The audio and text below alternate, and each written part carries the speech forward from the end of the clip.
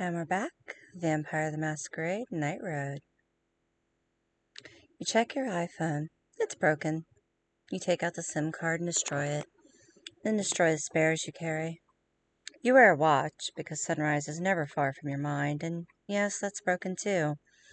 Then you check your satchel, but the USBs are all there, all safe. Sated for the first time in years, you listen to the white in the empty convenience store, snuffling and moaning. You walk back to where you left your car, but it's gone except for a single hubcap. You check your reflection. There's blood on your hands, and a face and clumps of gore in your hair. Your shirt and jeans are in tatters. You have nothing to wash with, but you rub sand all over yourself, try to get as much of the blood off as you can. You look like something that just crawled out of the earth for revenge. Can't you show yourself anywhere civilized like this? Headlights appear on the highway, and you fade back into the scrub. Instinctively, you check the satchel one more time, but everything is there. Everything that just happened was a distraction, someone else's problem. You can reach the outskirts of Tucson before dawn, and from there make your way to the new Princess Court. Just deliver these USBs, and you'll make enough money for a new car. You'll be able to keep doing this, night after night. You start walking. Tucson, Arizona. Night of November 2nd, sunrise, 6:42 a.m. The Eagle Prince. Your feet hurt. You already passed the place where you were supposed to stay yesterday. But it's just an empty garage. There's nothing there for you. An hour before dawn, you reach the chain-link fences and industrial parks that mark the outskirts of Tucson. You can see cheap stucco houses up ahead, but the burbs are no place for a vampire. Without a cell phone or money, and with your clothes too trashed for polite company, you are forced to rely on a skill set you don't really have, street survival. Far from the heart of the city, you find a neglected Planet A drop box behind a rundown strip mall. The door has been left open, and with 5 minutes left before sunrise, you crawl inside. Amidst the black plastic trash bags, wet clothes, and broken bottles, you find an old wire clothes hanger and use it to jam the door shut. Then you shove wet socks up in the seams around the opening mechanism so no sunlight creeps in. You spend the day drifting in nightmares as you boil in the metal box. Unable to move, all you can do is scream in your own mind as the temperature inside crawls to above 100 degrees. The moment the sun sets, you squirm outside, reeking of old trash.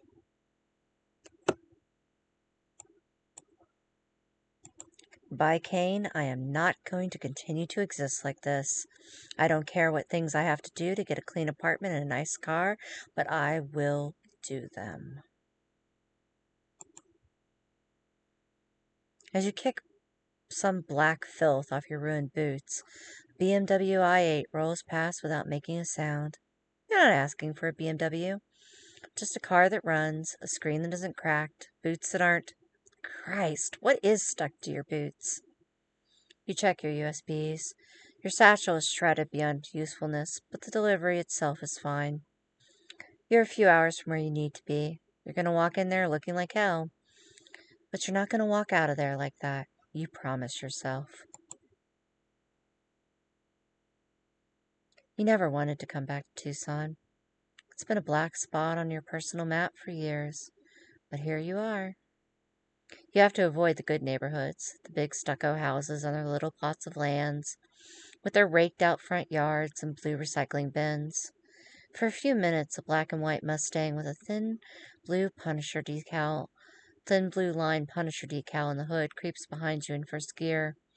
You can't tell if it's an actual police car or some kind of patriot group, but you cut through a park where they can't follow. There's a public bathroom there where you might be able to clean up a little. The mirror is cracked and someone shit in the urinal, but the water works. You spend a few minutes scraping the trash off, then look around for either threats or opportunities, but no one shows up. You're not that hungry yet, so you keep moving. That's when you recognize where you are. This abandoned building was the lair of Lumpago, a thing of legend that was probably one of the kindred, though no one knows for sure. A shape-shifting monstrosity, Destroyed by hunters of the Second Inquisition, rose to power and began their dreadful crusade against all vampires. A lesson in keeping your head down and not bucking the traditions? She might have been a monster, but there aren't many creatures left like her.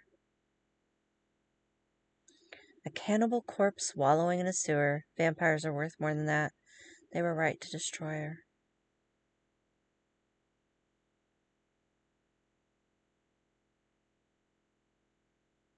Night of November 3rd. Night I was born.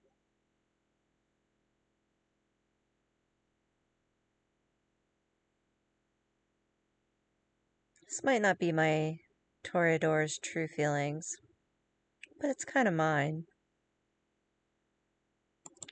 She might have been a monster, but there aren't many creatures left like her. Just obedient little kindred without imagination. I wish I could have seen her. The age of wonder is always passing, isn't it? You are immortal. You must spend eternity in stuffy little rooms, training by months with stuffed corpses. Which reminds you, the Elysium awaits. Elysium is the defining ideas of the Camarilla.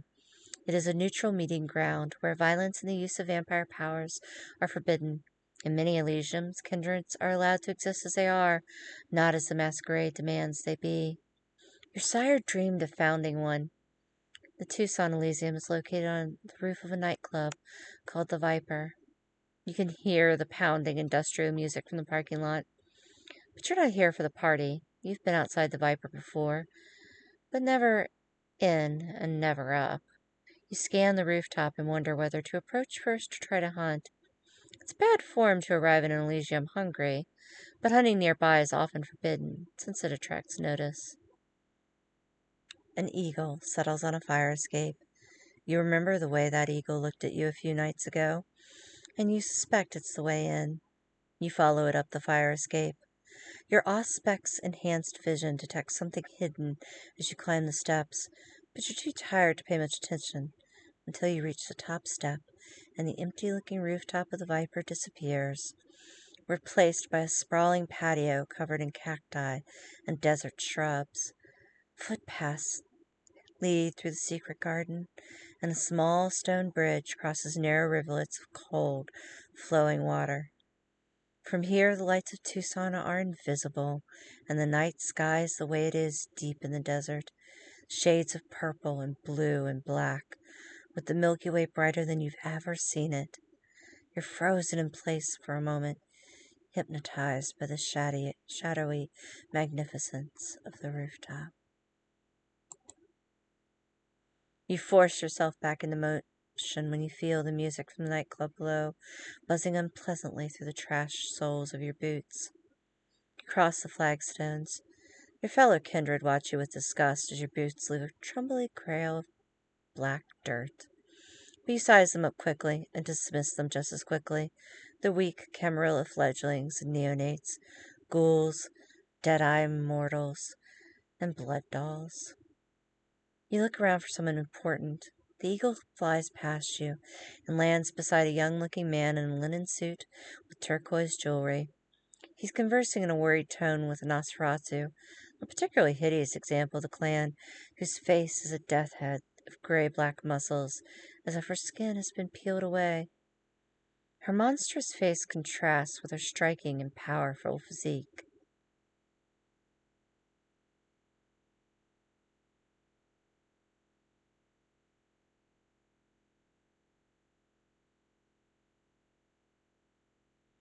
That man with the jewelry is either the prince or one of his agents. I have my dignity. I'm not going to cross the Elysium until I found a way to clean myself up. I examine my fellow kindred. Blood. I need blood. I probably don't need blood. I fed very well the other day. Yes.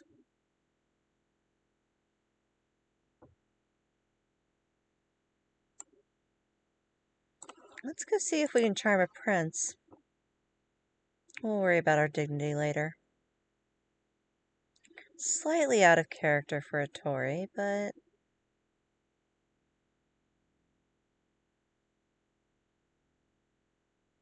proof I will go through anything. to get the job done. That man with the jewelry is either the prince or one of his agents. I deliver the USBs and get my damn money.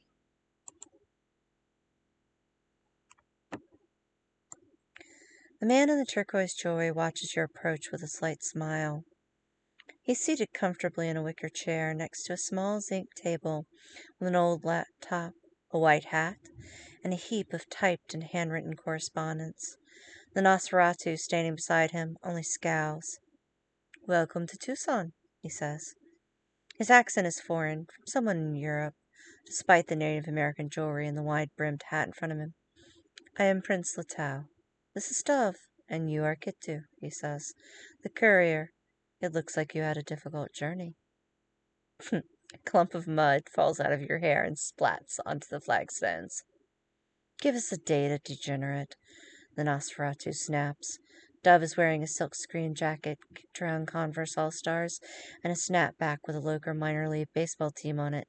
Driving gloves are tucked into a pocket. "Another courier?"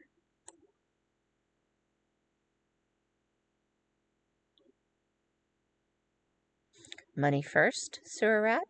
I'm not here to pick a fight." I toss her the first USB. Dove sounds like the sort of Camarilla lapdog who needs to get yanked around. "So, Dove, do you have a dove? Like the sky has an eagle? Does everyone get a bird?"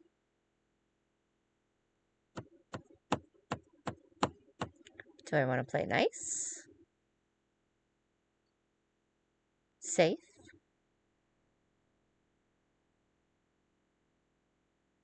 "Not tonight, not particularly.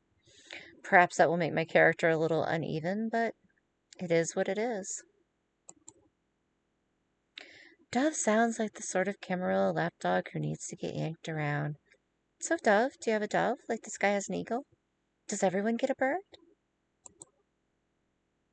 The Nosferatu glares down at you, but the prince seated beside her only laughs, his tone warm and friendly.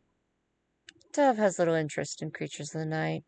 Her dark gifts maintain this Elysium," he says, "but she is most useful for what she knows.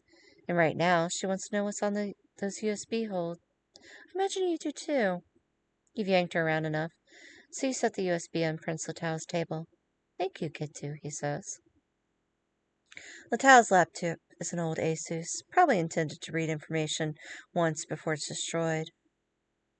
When the prince inserts a USB, a folder appears with a video and a few text files. "Feel free to watch, Kitu," Latau says. He checks his Vacron Constantine. It's 1:49 a.m. Then he looks east. He stares for a long time, as if with longing, then shakes his head. "I don't think this interests you directly, but I try not to keep secrets here in Tucson." A warm, friendly smile, and eyes that watch you like a, "Where did that bird go?"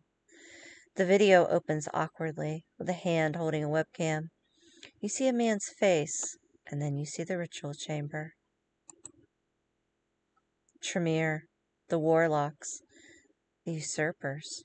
Once the clan of sorcerers and the blood magicians, their discipline and interclan loyalty admired even by their enemies. The Tremere are now scattered and leaderless after the destruction of their greatest chantry in Vienna. You might have fallen low over the last few years, but not so low as the warlocks. You don't recognize this Tremere. He's white and apple-cheeked, with short gray beard, portly in a way vampires rarely are, like an avuncular college professor. He's wearing a Fair Isle sweater vest and pressed slacks, and holding a silver knife with one hand as he tries to adjust the webcam with the other. "That's Jasper Knowles, Tremere Magus," Latau says conversationally. "Do you know him?" "I've never met him before in my life," which is true, so there's no reason to make things difficult.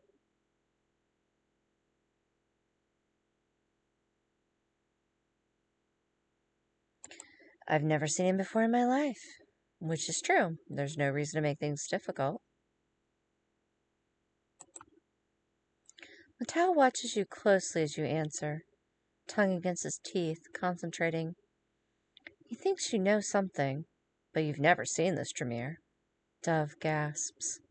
Knowles has stepped away from the webcam, revealing a dingy cinder-block room with faded orange stripes on the walls and a Nosferatu chained to an iron spike in the floor. The Nosferatu that almost killed you the other night. Sire, Dove whispers. Prince Latao's illusion of good cheer falters for a moment. Both he and the eagle glare at Dove.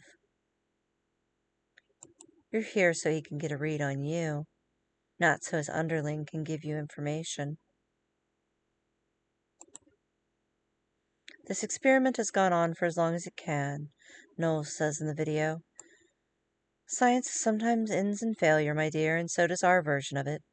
No intelligence remains in the specimen, and it has become increasingly dangerous and aggressive. Once it's destroyed, I'll send what's left to you. I'm also going to wrap up my daytime business.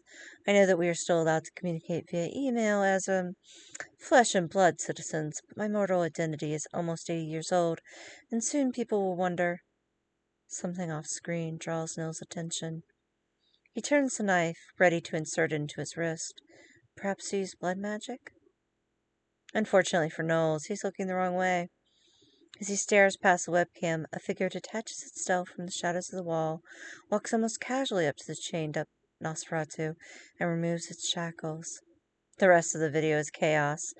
The white hurls itself at Knowles. The Tremere screams and stumbles into the webcam, which falls. Sorcerous fire blackens the ceiling. Dirty fists rise and fall again and again. Unlike most Tremere, Knowles has mastered the vampiric art of inhuman resilience, but that only makes his destruction longer and more horrible. Then the video suddenly ends. Sounds like this Jasper Knowles got what was coming to him. A poor man. Poor men, both of them. The traditions exist to stop horrors like that from happening. What was up with the figure that freed the Nosferatu? Why couldn't I see it clearly? Oh, blood magic.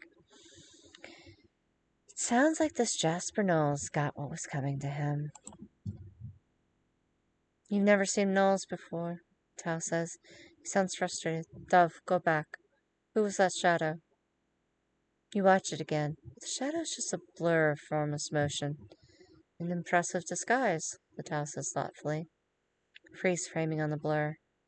The assassin doesn't even move fast at first. There's nothing there but a smear, almost as impressive as the rooftop. And what happened to the Nosferatu? Did he escape? He rolls the video back and forth, trying to get a better view of the white. Then he seems to remember you. He reaches at the bag at his feet and hands you a manila envelope, and goes back to scrolling around. $1,000 in 20s. Your job is done. You know the answer to Latao's question, of course. The eagle's prince's gaze wanders again. He looks east over the skyline of Tucson.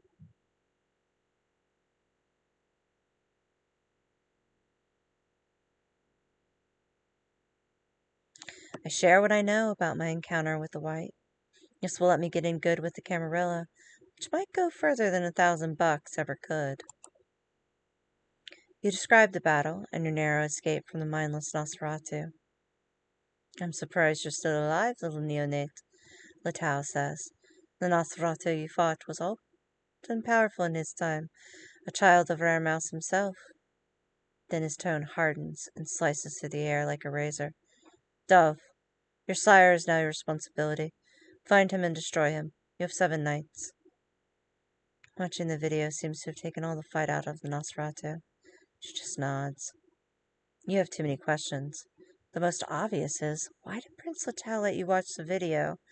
Princes are so secretive, paranoid creatures. And even in these nights, when the true elders have sunk into torpor or fled to the old world, even a young Prince Latau has survived centuries of betrayal and revolution. Princes don't tolerate risk. That means either Latau or his situation here are unstable, or worse, he already knows you and has accounted for you. Kitsu, I have more work for you, the Prince of Tucson says. You will remain here tonight. My man Alexander will provide you with shelter, substance, and suitable clothing. And hose you down, obviously.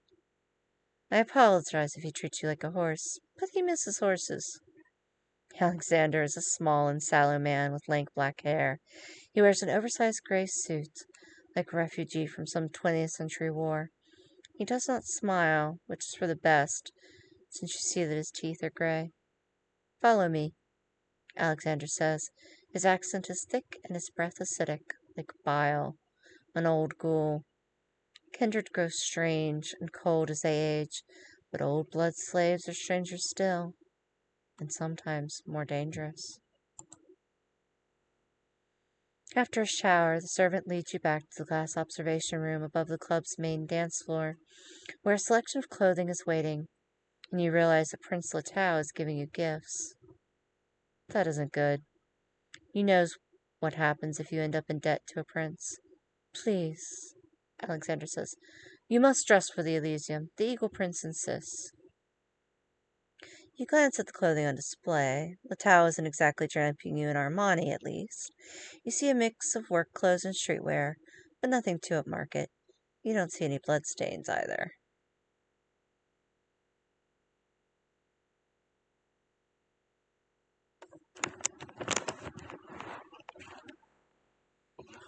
Members only jacket and driving gloves. Black formal elegant, tough and functional for the road. Clubwear.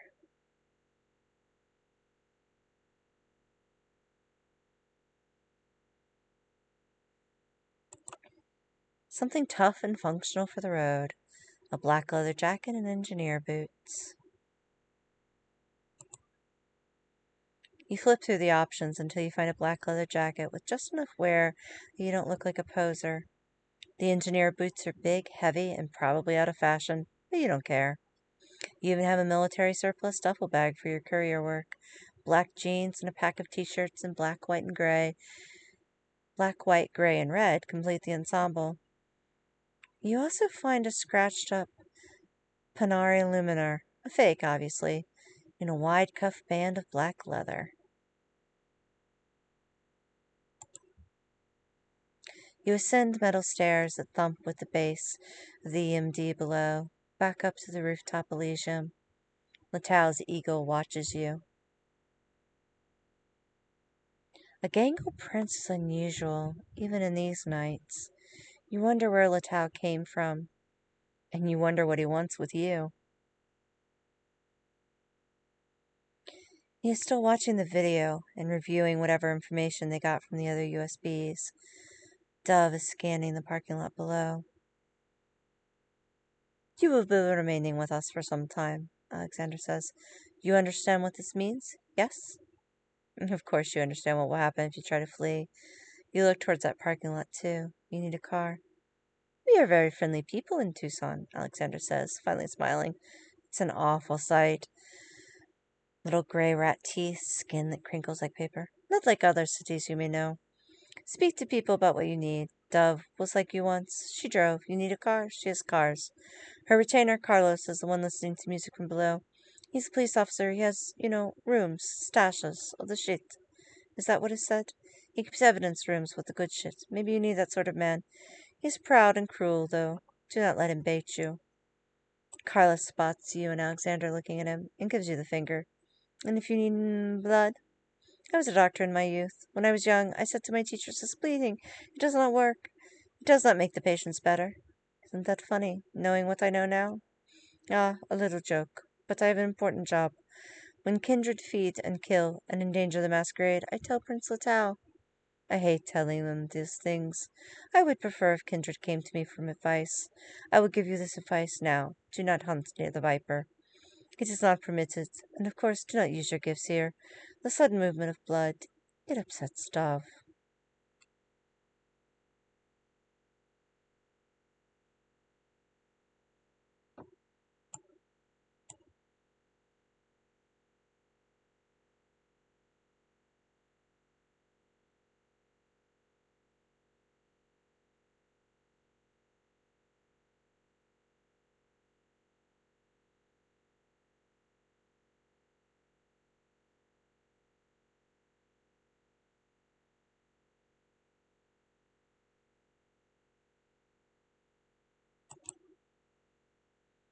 I talked to Carlos. I need guns. And if I need to kiss the ring or otherwise impress this mortal, I'll do what I need to survive. Carlos is standing on a grate through which he can hear the pounding industrial music below. I'm puffing on an inexpertly rolled joint. You're what? The new courier? Carlos says. New me? I have money and I need guns, you say. Carlos laughs, takes a long drag off his lumpy joint and says, yeah, I got guns. You don't want a sword, vampire? You don't want, like, a fucking katana? Did you have, like, a hardened card or something, you ask, that I can look at? He laughs so hard he almost falls off the roof, but he finally manages to steady himself. Yeah, we'll let you have a good look. Me and my buddy Miguel and Lana will set you up, but later. Now let me listen. He closes his eyes as the EMD buzzes out of the floor grate. There's some kind of dispute in the parking lot down below. 3 women yelling at a guy. Dove gestures, and 2 of the heavies head downstairs to sort it out. Dove hasn't exactly been polite, but we have a shared interest in cars. I chat her up about different accidents we've been in. And so the whole fucking Cadillac is on fire, and I'm kicking and kicking, trying to get the window to break, Dove says. Right, because you're trying to follow the story, and it isn't easy. Because I'm still handcuffed to the guy who was pretending to be a werewolf, right? And I finally kick through the window, rip through half the dead fake werewolf's arm off to get free. I'm out with my fucking mind now in the fire. I finally crawl out of the car and go clear before they... Do they blow up? Escalots? I don't know. Probably not. Dove says, but anyway, I'm finally clear, so I run across the parking lot, laughing because I'm thrilled not to have met Final Death chained up to that guy, and I barely have time to look up before Latow comes screaming around the corner in a Ford Bronco with the lights off and runs me over. I was in the wrong Cadillac the whole time. No! 2 black Cadillac Escalades in the parking lot of the Marriott, Dove says. How was I supposed to know which one? Anyway, that's why I don't get to drive anymore. That's why Latow wants assholes like you driving. Driving what? I ask. Because I need a car. Dove shakes her ugly head. I'll get you something. Give me a few hours to work on it, and I'll send someone to find you. 2 more kindred arrive from the dance floor, skins slick from other people's sweat, cradling their days-looking blood dolls. Prince Tal narrows his eyes at the vulgar display, but says nothing.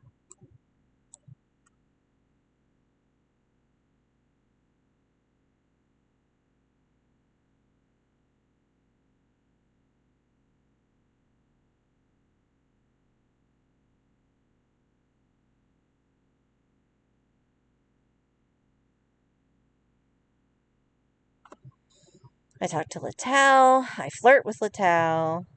I don't trust him. Alexander for blood. Latow's eagle. And the hangers-on. That's where Julian taught me to look for power, where people are forced to serve. I talked to Latow. He's an outlander in charge. That's rare for the Camarilla. But unexpected things interest me. Maybe I can learn about the prince and cultivate a relationship with him. When you approach, Prince Latow closes his laptop and rises cordially. It's true as among kindred that all elders are monsters, but this one can at least hide it. He's unexpectedly tall, despite his youthful features. You can picture him on a war horse, plowing through ranks of helpless peasant infantry. It is dangerous to interact with any elder, but you sense an opportunity here. You make small talk for a few minutes, describing a few recent deliveries, once it's clear that Prince Latow knows who you and your sire are. It's strange to exist in a time of ignorance, Kitu, Latow says. When I was new, Dad, the Commonwealth was still a land of darkness and superstition. Oh, I'm sorry, we have only just met, haven't we? And I'm talking to you like I'm picking up the thread of an old story. Let me start at the beginning. I died around the same time as my country did, around the time when the United States was fighting King George III. Most Americans know nothing of those events, of course. I was held in little esteem when I came to Arizona, especially by the Ventru who ruled here at the time, he continues. But when the old prince went mad, attacking the other clans and got himself destroyed, there were few elders left who had not already fled. And so I became prince in this new dark age, brought about by the Second Inquisition and our fear, justified, it turns out, of being tracked through these devices. He taps the laptop case. And in between, you ask? Prince Latal skipped over about 200 years there. A story for another time, Kitu, the prince says, with a secret smile. Whatever was happening in the parking lot below has sorted itself out. The heavies are back upstairs, laughing. You memorize their names and faces in case they're in trouble later, then circle the Elysium for a few minutes, getting a feel for the place. Can't believe you're back in Tucson. You wonder if anyone recognizes you. Beyond the rooftop, the city lights appear dim and washed out, as if seen through a black wall. Red brake lights from the highway look like a sluggish trail of blood. Just call her. It's Dove, speaking in hushed but anxious tones to Prince Latal. You can't quite hear the rest of the conversation, but then the prince's genial smile vanishes, Dove withers at whatever he says next. Then the eagle swings its golden eyes back to you. Ah, Kitu, Prince Latal said. I told you I would have work for you. I need to see some emails, and that is not as easy as it once was. Come here. You were still a fledgling when the Second Inquisition burned through the centers of Camarilla power, places like the Vienna Chantry, the arcane fortresses of Clan Tremere.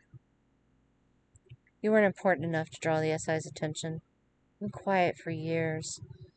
Quiet enough that some kindred are starting to use phones and email to connect their night work again, cutting into your business. But you know they're fools. The SI was never beaten. The Inquisition is just collecting information now, waiting for an opportunity to strike again.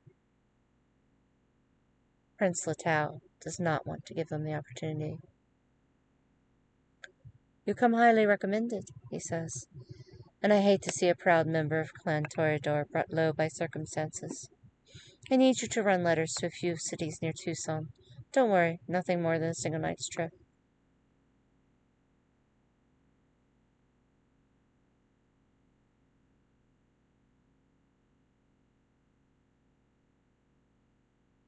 How much? Why not use your magic word? Bird? I need a ride. Well, since you're so charming, I can get by on my own, thanks.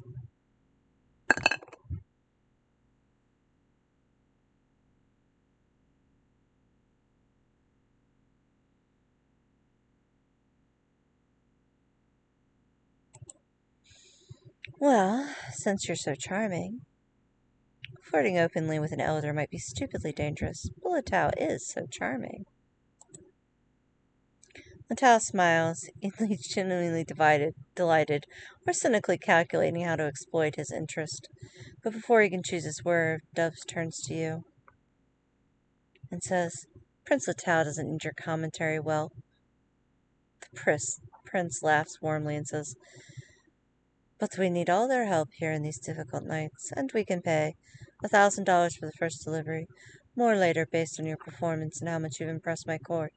In addition, my man Alexander will provide you with vessels, and you may hunt freely in any of the other cities you visit while you're making your runs.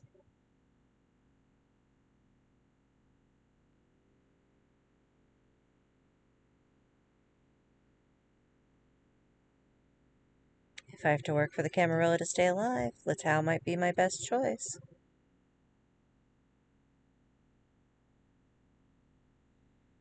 What's the job?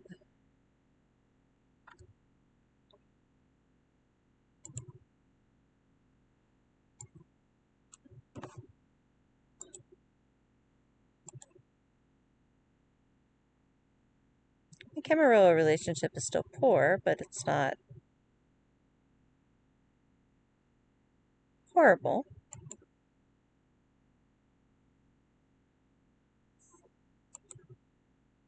Prince Latal hands you a printout marked with 3 locations and 3 faces.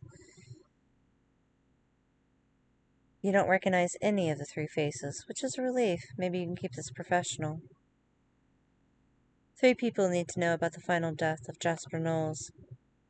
and the reduction of Rare Mouse's child to the state of fright. He points to each face in turn.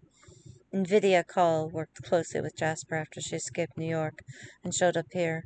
When Clan Tremere fell apart, so did their working relationship. But she needs to know about his destruction. She also needs to know that without Jasper Knowles' considerable private wealth funding her, she can no longer sustain her research, and she must return to Tucson. Shall we tell them that she'll go ballistic when she finds out? Dove asked the prince. I've been meaning to get around to that, Dove, yes, Prince Littell says. Get to deliver my letter and get out. You won't like Dr. Cowell's reaction when she realizes she broke.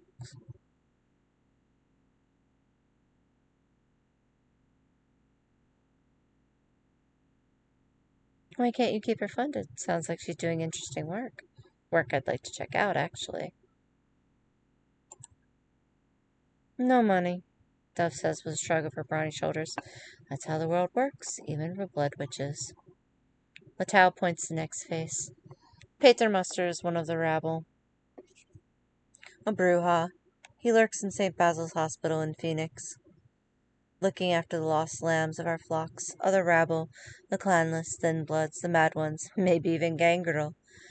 Littell chuckles at his own wit, but he actually keeps them in line, although they are dangerously lax.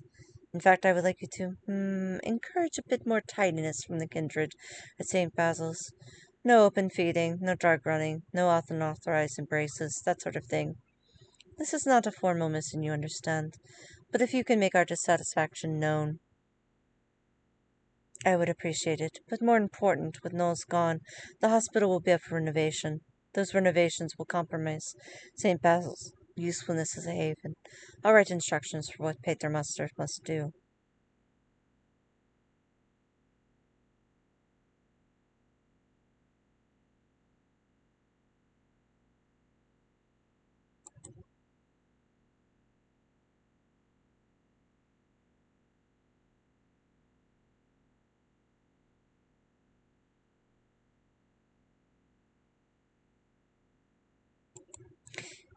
Is there any way to maintain control of the hospital while shaping renovations to our own profit?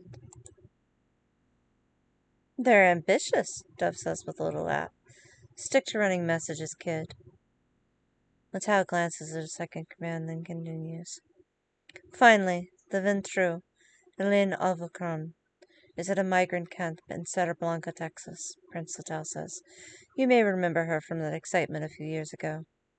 Littell is referring to the final death of the old Prince of Tucson, a powerful blue blood manipulated into launching a crusade of purification against his clan's old rivals, including the rabble. She has since returned to the Camarill's good graces, since she provides much of the Southwest with blood, but her operation exists atop a mortal subculture that is profoundly politically unstable. Jasper Knowles' discretion will further destabilize that situation, and she needs to know. Feeding on migrants sounds horrific. A steady source of blood down at the camp sounds like an easy living. I get used to that. Ugh. Lynn, Olive Crona, is she gonna drag me into Chimarilla politics? I don't want that. A program like Camp Sheffer is good for the long-term stability and survival of vampires. I'm interested in seeing it. See, here's another hard choice. Boys and girls, and those who are neither, like my character here. I find what the United States has done with this kind of camp to be the absolute height of horror and wrong. My character was sort of indifferent to the ones we were feeding to Rare Mouse, but that does serve more than one purpose. It would be very, very hard for me, even though this character is supposed to be colder, to not find the migrant camp horrific. We're going to go with the most neutral statement we can make here, which is I hope she's not going to drag me into Camarilla politics. But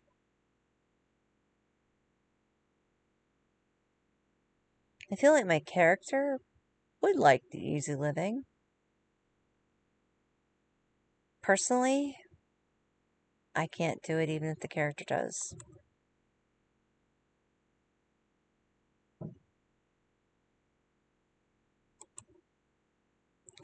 Prince Latal continues while you contemplate what a kind of political snarl some blue blood could drag you into.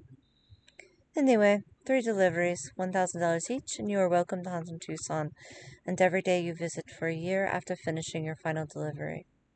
Latal says, though you will have to abide by my rules for neonates here in Tucson. My man Alexander will explain once we're finished here. I also give you permission to own property and create no more than one ghoul, though you may not embrace any new kindred. And take this for emergencies, and only for emergencies. He hands you a prepaid flip phone and a baggie full of SIM cards. Now, if you'll excuse me, I must compose the letters you are to deliver. The prince moves to a writing desk under a ramada, leaving the pile of electronic devices and written correspondence, and gets to work composing his messages. You sit down nearby to disable the phone's GPS and get rid of everything that could be used to track you, leaving the device even more stripped down than it began. You glance around the rooftop Elysium, and your thirst spot is no food. Your hunger is starting to distract you. Later on tonight, you'll need to hunt.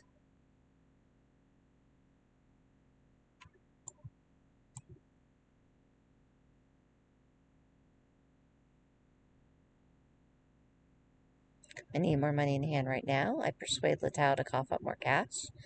The nature of an Elysium is deception. I lie, flatter, and misrepresent myself while acting grandiose in order to make allies. The whole situation with Jasper Knowles and the right worries me. What I want is information. I investigate the correspondence on the table, hoping a quick glance give me something useful. I'm too hungry to risk socializing, and I'm not taking any risks tonight. I hang around and keep my mouth shut until I can leave.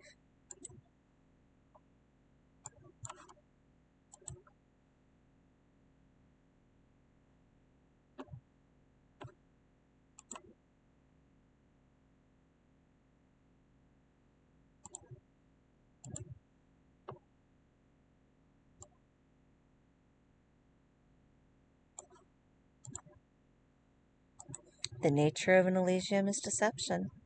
I lie, flatter, and misrepresent myself while acting grandiose in order to make allies here.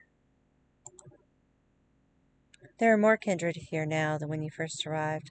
Not just Dove, but another Nosferatu, unrelated to Rare Mouse. An ecstatic-looking Toreador dripping with other people's sweat from the dance floor. No relation to you or to Spine. Some old world bloodline.